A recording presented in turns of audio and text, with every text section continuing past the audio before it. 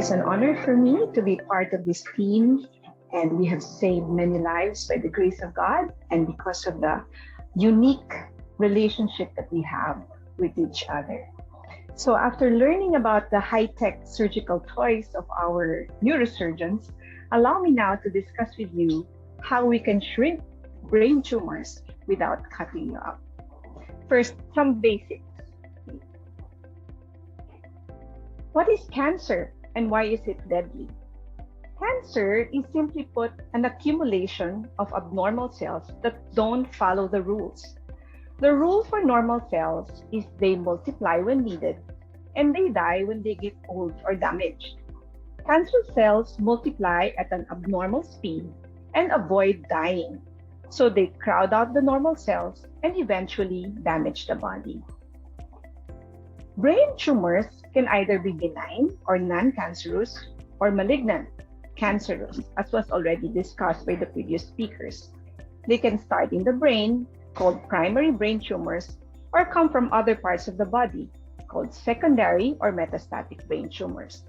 They are also classified according to their cell of origin or their grade. The higher the grade, the more aggressive they are.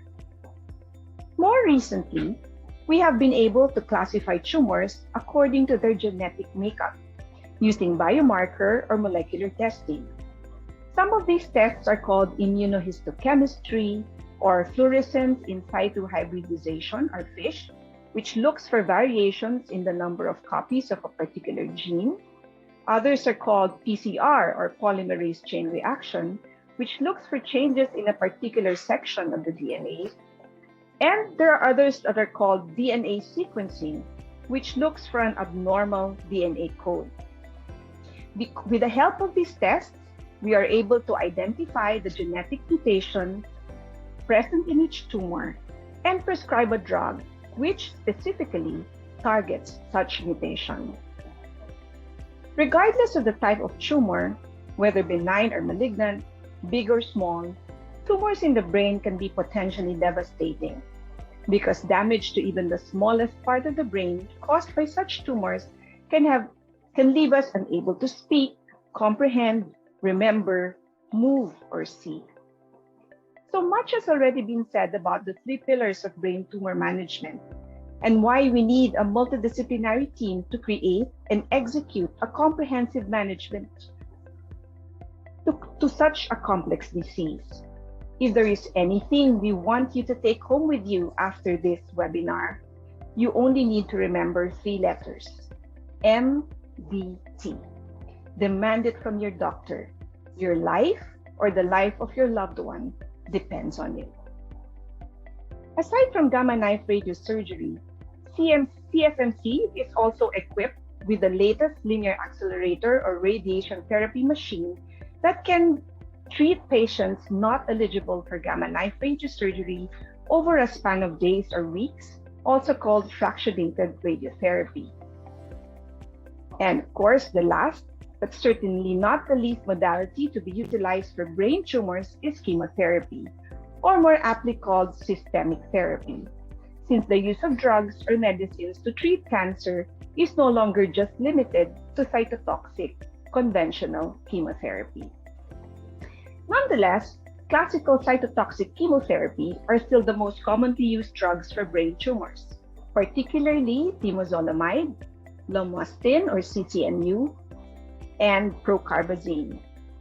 Targeted therapy is very effective for patients with SEGA or subependymal giant cell astrocytoma and brain metastasis coming from EGFR or ALK-positive lung cancer, HER2-positive breast cancers, renal cell cancers. Immunotherapy, on the other hand, has made great waves in the management of systemic cancers, but is still considered experimental for primary brain tumors. Cytotoxic chemotherapy, the classical one that we know, works by attacking certain phases of the cell cycle. And usually, they cause damage to the DNA of the cancer cell, leading to cell cycle arrest or death of the cancer cell. A perfect example is temozolomide. It is the most commonly used oral chemotherapy for primary brain tumors. Temozolomide, or TMZ, is an oral alkylating agent that is lipophilic, allowing it to pass through the blood-brain barrier. Once inside the brain, it releases its active metabolite, MTIC, which then incorporates itself into the DNA of the cancer cell, leading to cell death. Targeted therapy, on the other hand, exerts its damaging effect on the cancer cell by blocking or inhibiting specific receptors or enzymes that lead to the growth and proliferation of the cancer cells. This cartoon illustrates how a monoclonal antibody to epidermal growth factor receptor, cetuximab, inhibits downstream signaling mechanisms that lead to cell proliferation, angiogenesis or new blood vessel formation, and survival. Antiangiogenic drugs, exemplified by bevacizumab or Avastin, is technically also a targeted agent as it inhibits the vascular endothelial growth factor or VEGF responsible for formation of new blood vessels that supply the tumor, in this case, the glioblastoma. We have seen remarkable responses in recurrent glioblastoma patients given Avastin, even just after one cycle, as you can see in this remarkable response illustrated by the patient's MRI. Immunotherapy, one of the biggest breakthroughs of the 21st century, works by stimulating the body's own immune system to fight cancer. The discovery of immune checkpoint inhibitors such as pembrolizumab gave scientists James P. Allison and Tasuku Honjo the Nobel Prize for Medicine in 2018. These drugs work by inhibiting the inhibitors of T-cell activation, thereby leading to tumor cell destruction. Most chemotherapy, including targeted and immunotherapy, is given intravenously or by mouth. Temozolomide, the most common cytotoxic chemotherapy for brain tumors, is given by mouth. A few drugs, such as methotrexate, can be injected directly to the cerebrospinal fluid via spinal tap, or a reservoir placed inside the ventricle called an Ommaya shunt. This is what we call intrathecal or intraventricular chemotherapy. Chemotherapy drugs are usually given in cycles. What is a cycle? It is the time period over which the chemotherapy is given, including rest periods. This allows the cancer cells to be attacked at their most vulnerable times and allows the body's normal cells to recover from the damage. Temozolomide, for example, is given every 4 weeks, lomustine every 6 weeks, and bevacizumab every 2 weeks. So why are we giving chemotherapy when we know that the most effective way to treat a brain tumor is to remove it? Because for many of these tumors, recurrence is the rule a few months to a few years after surgery. So science had to find a way to delay it, if not completely prevent the onset of this recurrence. Listed here are some of the most common CNS tumors in which the use of chemo makes a difference in terms of preventing or delaying recurrence and prolonged life: glioblastoma, anaplastic astrocytoma, oligodendroglioma, low-grade gliomas, medulloblastoma, and ependymoma. How do we know these drugs work? That is now the role of the clinical trials. Clinical trials testing the efficacy of new drugs and new modalities tell us whether they do make an impact in the lives of our patients in terms of progression-free and overall survival. Statisticians would usually come up with a survival curve called the Kaplan-Meier curve to illustrate the difference. If the two curves that you see in this graph separate significantly, then you can conclude that this intervention, this drug, or this new technique indeed makes a difference in the life of your patient. This was demonstrated in a clinical trial conducted by Dr. Stoop and co-workers in the early 2000s for glioblastoma. This showed that combining chemotherapy in the form of temozolomide and radiation compared to radiation alone as an add-on treatment to surgery significantly improves the survival of glioblastoma patients.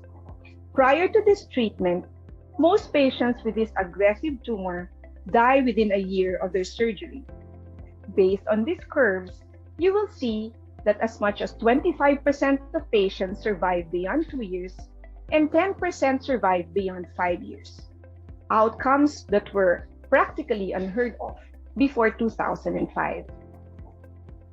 An even greater benefit was seen on less aggressive tumors such as grade 3 or Anaplastic Astrocytoma and Anaplastic Oligodendroglioma. So you will see the arrows pointing to the curves showing the difference in overall survival and progression-free survival in favor of patients who were given chemotherapy. Of course, just like surgery and radiation, chemotherapy also has its risks or side effects. What's important in making a treatment decision is to make sure that the benefits outweigh the risks.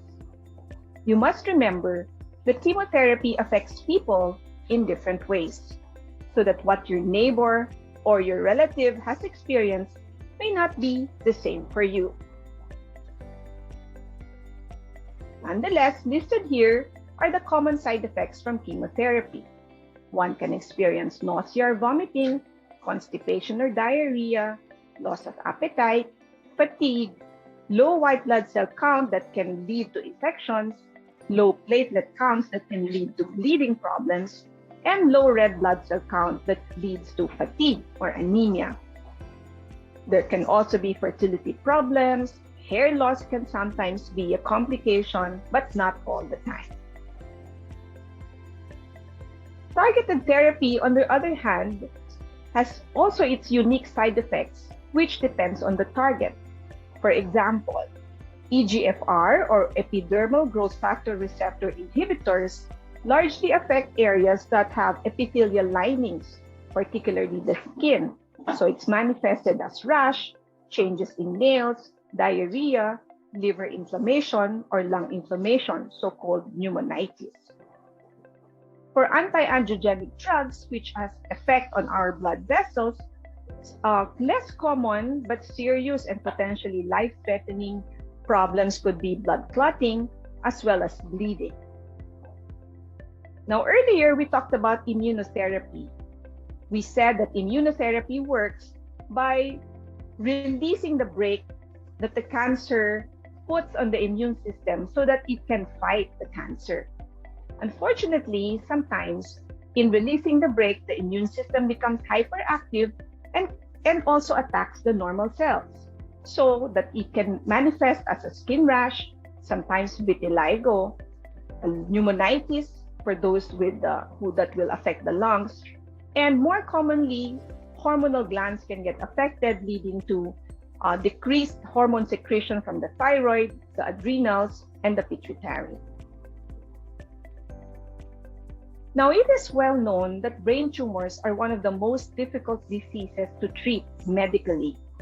Despite the wealth of drug development in other diseases, there's only a handful of drugs currently approved for brain tumors.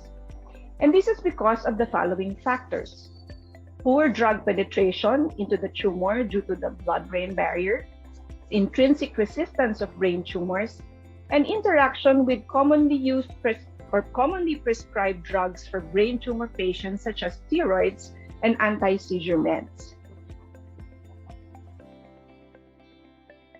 Nonetheless, we have tried to improve on these limitations by looking at other drugs, what we call experimental drugs.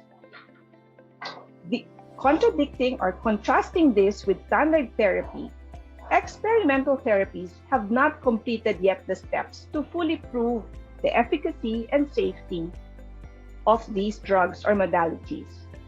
Therefore, patients on clinical trials may or may not benefit from the treatment being studied. So what is a clinical trial? A clinical trial is a system to improve the results of standard therapy by testing experimental treatments. It is often used for drugs or chemotherapy, but can also be used by new surgical techniques, devices, or radiotherapy, or combined modalities. Its objective is to determine if a promising new drug, device, or technique can pass the test to be declared a new standard treatment. This requires testing the drug's safety and efficacy in a scientific, well-supervised, safe way, while also getting the most information following a written protocol. At the Cardinal Santos Medical Center Cancer Research Unit, we have currently several clinical trials ongoing for early and advanced breast cancer, early and advanced lung cancer, and advanced renal cell cancer. You may call our clinical trial coordinators written on this slide. You may take a photo of the slide if you think you or your loved one's cancer can benefit from these clinical trials. So at this time of the pandemic, how do we keep you safe at our cancer center if you come for consultation or treatment? We want you to know that we follow strict screening protocols at our triage areas. We follow a no appointment, no entry policy, and we require mandatory RT-PCR testing for all patients undergoing procedures, including radiation, chemotherapy, and blood transfusions. Of course, our hospital personnel all wear level 3 PPEs. So just a few practical tips for those who would like to come consult a medical team for your brain tumor or any other tumor your family member may have. Most important to know what to ask, because it can be overwhelming and hard to remember when you already come for consultation with a deluge of medical information using a language that you don't understand. So bring someone with you, or ask someone to join on calls if they cannot come with you physically. Take notes, or ask a person with you to take notes. Ask also for written instructions or materials, and repeat the instructions as you understand them so that you can clarify with your doctor if you are on the same page. Ask who is the contact if you have more questions and what is their number or email address. And decide who will be the primary person communicating with the doctor. Is it you, your husband or wife, or your children?